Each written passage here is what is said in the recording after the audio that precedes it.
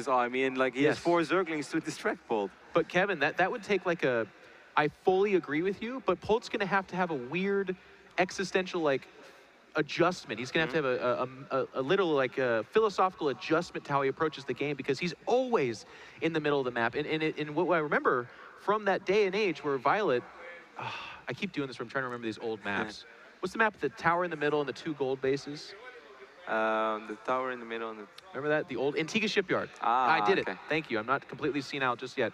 Violet made this style really popular back then. He would make 12, 15 Mutalisks, and then hundreds of Zerglings and Banelings. Yeah. And the reason it went away is what Terrans would do is they would scan and scout ahead and be like, oh, okay, go back home, sim city up, sit on 3 or 4 bases, and let that just wash up against your defenses. Have a couple of tanks as well. Like tanks is really what shut that down. Yes, if Polt would have done that, scouted ahead and pulled back, he's in great position. Amazing position.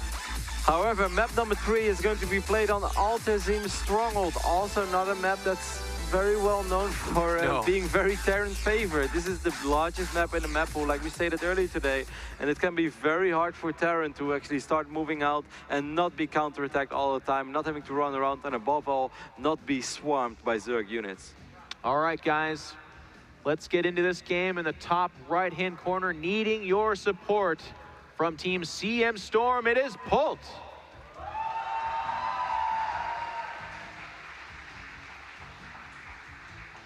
And his opponent, chasing fame, looking for a big win at the finals of a tournament. It is Evil Genius's Jaedong. Little bit of luck here, Kevin. Yep. This could have been worse, right? It could be top left versus bottom right. Polt still gets, he could have got a better spawn with his natural having its backside facing the Zerg player. That can be a big nuisance if we get to the Mutalisk stage, but at least it's not cross map. This is okay for Polt. I completely agree. I couldn't have said it any better. Horizontal is definitely still playable. As you can see, the rush distance, yes, it's still there. I mean, it's by no means a small map. Right. But if it is cross map, then it's so hard for a Terran to actually move across the map. The majority of the time, you know, by the time you move out, you give the Zerg so much time to get ready. They have to scan like 44 times to make sure that there are no burrowed Banelings. Yeah, almost literally, man. It's like scan, all right, walk, we can go. It's like you're playing Metal Gear Solid over there or something, you know. You have to be so careful. If they had cardboard boxes to be under, they would. Either way, Jaedong is going to drop his hatch over here on the low ground. I like that. It's going to provide him with a little better crease spread. It's not too crazy. More and more Zergs start doing this. They do this against Protoss, and I kind of like that they start doing it against Terran as well. And both these players break in the mold, by the way. You know, we give Polt kind of a lot of crap for playing just about the same way every single time, but this is game number 3, and we've seen small differences in his build every single time, and this time, obviously, a gigantic difference. It probably has a lot to do with the map pool changing so much as well, because in the old days, you know, one map had snow, the other map had the beautiful sun, and the other map was purple, but in the end of the day, if you had one good build, you could probably get away with it on every single map. And with these maps just being so distinctive, being so unique, being so different from each other, it's impossible to find one build that you can always do. Absolutely, I agree fully. Jaedong's Overlord is doing the quote-unquote correct scout. It's going to head towards this ramp. It fully anticipates things like Reapers, so it's not worried about being Overlord hunted by Marines. And Jaedong, being the player that he is, he'll see the timing of this barracks and probably immediately know that he's facing a CC first. Do you think, I mean, where do you put this on your prediction list? Do you think Jaedong looks at that and says, oh gosh, Ling Baneling bust or quick roach, or does he just play it out? No, not at all. I don't think that Jaedong is surprised at all to see Command Center first, and 100%, he didn't even see the Rex. Jaedong is like, supply depot, I know enough. Okay, I like this actually. So to your point, you know, if he doesn't know enough, he's about to. He's gonna pull up here and scout that as well, but he did not give up his position. And we can see Polt's just not scouting at all. So again, not the biggest of deals, and Polt's not looking to do anything with that information necessarily at this stage, but it's nice. For a second, Polt could have seen that Overlord there, but Jaedong now definitely knows that it's Command Center first. These guys, they definitely know the difference between a Command Center being ready or a Command Center being ready 40 seconds later. He's still opening up with gas, and he goes back to mining gas. That's pretty early. I'll tell you what, Kevin, I feel like the answer should have been cheese balls something, because I feel like that is what is coming. Now, this Overlord is getting shot down by 2 Marines. I think it should just get outside. Oh, I think what Jaedong maybe he's going to try to do is that he knows when he's going to try to see when the factory lifts up, and then maybe run in with a few links. He only has 6, so it's probably not going to be that massive. He shows up. He's at least showing his hand. I liked your idea, and I've seen him try to do that before. But with only 6 lings, probably not worth the gambit. Behind this is another CC. I'll tell you what, that gas being mine right now has me nervous for Polt. I'm not gonna lie. Additional queens are coming out. He is still droning, so it's not, you know, some kind of suicidal crazy all in, but I could see it. Yep, Baneling Nest, there it is. Wow, wow, wow, wow, wow. Okay, so now it's going to all come down to Jaedong having to try to hide this as long as possible and waiting for the right moment until 2 Hellions or 4 Hellions are out on the map. We have that third command center as a follow-up as well for Polt. Did Jaedong scout it already?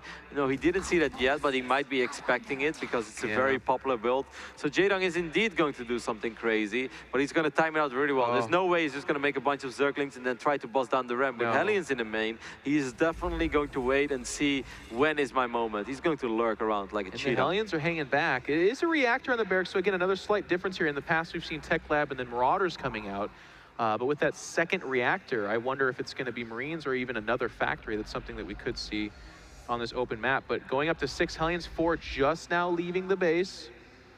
Jaedong has a lot of Banelings morphing just south of the base. Polt's going to check around for it. Polt, do you have the star sense? He finds the Banelings. This is a very important moment in time.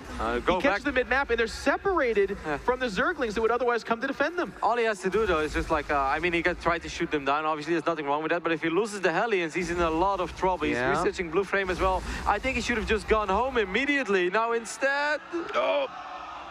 Jaedong put in a bit of a tough spot, but here come the Banelings. There's not much in the way of a wall in behind this. The Banelings actually rallied. Yeah, they went right past the target, but they will get in. And the first depot, both depots do die, but the Hellions are all still intact. Polt has what it takes to hold this off. Yeah, with decent Hellion micro, he should be enough. A couple of Hellions will get trapped though, and Polt might lose a few SCVs, but in the end, he should be able to defend this. I'll tell you what, Polt scouted this out and reacted beautifully. An excellent job. He has more than enough Hellions to finish off any kind of follow-up. He's going to re-wall in here. He's not in the biggest of rush. The second SCV does come down to do that. And I'll tell you what, with a third orbital behind this, now repairing the Hellions, Jaedong is in a world of trouble. He's been on 1 gas right now. In fact, he's going to be forced to make a lot of roaches. How else is he going to deal with Blue Flame? This is a cool opening by Polt that we've seen around for a while, and there goes the roach run immediately. Jaedong knows. He doesn't even know yet about Blue Flame. Well, he does know. How does he know? He saw it with his Zergling, I guess. And Polt chases back the herd of Zerglings too, by the way, with this Hellion. This, I don't think it's the same Hellion, but scouting down here has done him well. He's going to load up on a lot of Blue Flame Hellions. He's taking this third really aggressively, which normally would be kind of like, oh no, this is a really bad idea. But because of the way their builds have lined up, I think Polt is in more than a good enough position to do that. Really sick scout by Polt, just showing that he's such a world-class player, that he's always worried. You know, I wouldn't necessarily expect that on Altazim, but Polt is like, you know, I'd rather be safe than sorry. And it's really hard to find stuff on this map because it's so big.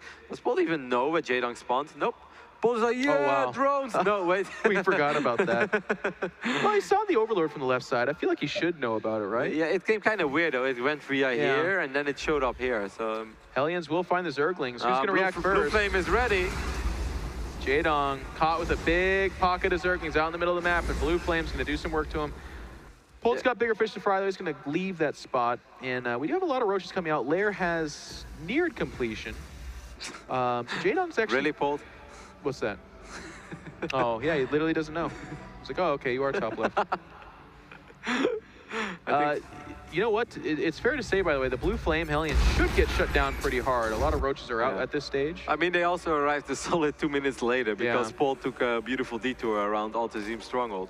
Here we go. They're going to fight some roaches out here, but they obviously don't want to be doing this. And 2.5 roaches will die for the crime of not knowing where his opponent spawned.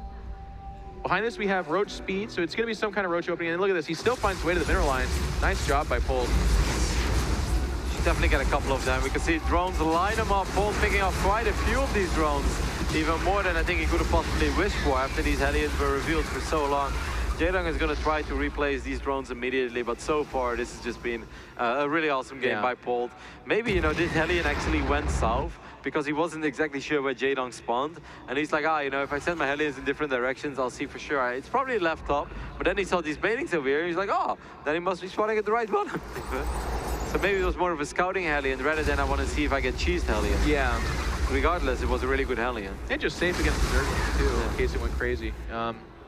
I do have to say, though, I like the natural transition from Polt in his build. He sees roaches, so he says, okay, well, I already have a Tech Lab factory, so I'll just kind of make a couple of tanks and maybe switch into Thors, which are just a good idea anyways, but they're especially strong against large numbers, well, not even large, just, you know, roaches in general, which seems to be what Jaedong's queuing up here.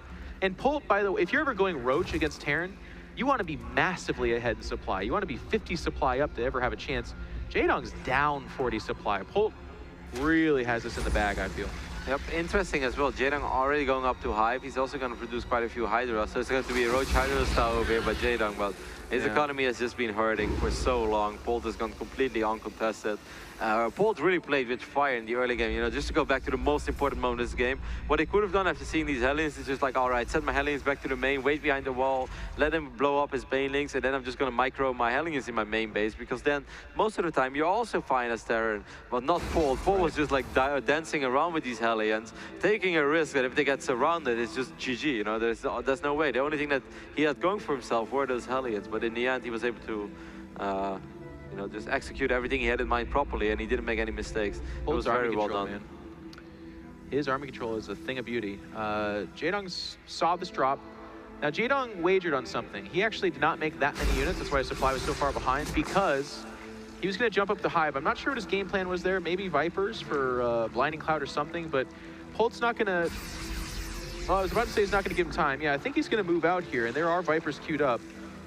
Polt's army not as scary as I thought it would be. Yep, there it is. The Caboose side is large. Thors and Marines reinforcing this, and that Parade push will come in effect. There are Vipers. These roaches are being pulled out of position right now. Unfortunate timing here for Jaedong. He's going to turn around immediately, so he might be able to deal with this drop for now, but at the same time, this is a very scary army by Polt. Yeah, Jaedong just doesn't have very much. I mean, his upgrades should finish up here, which is nice. Look at him. He's going to... I mean, if he engages here, he's just going to get smoked, but he's going to pull back. There's not much in the way of a better future. He's got a couple of Vipers out. They don't even have energy. There's nothing that's good against all these Marines over here. Polt with overwhelming numbers, 183 supply. Jaedong is at 163, but he just doesn't really have anything that's very effective against his Marine ball. No, Polt's giving him a chance, though, I guess, if you want to call it a chance. He went down and went after a base that could very easily get canceled. It's going to come down to this big fight. Maybe with some really sick Blinding Clouds that forces these Marines to act very like stupidly. If he had Fungal with it, maybe, but he's going to cast Blinding Cloud. The army's going to step forward and kill him anyway. Yeah, it's like, cool. Like, oh, no. Actually, I don't think he needs to retreat like that. But I mean, we all know you're ready to be safe in the story. More Blinding Clouds going down.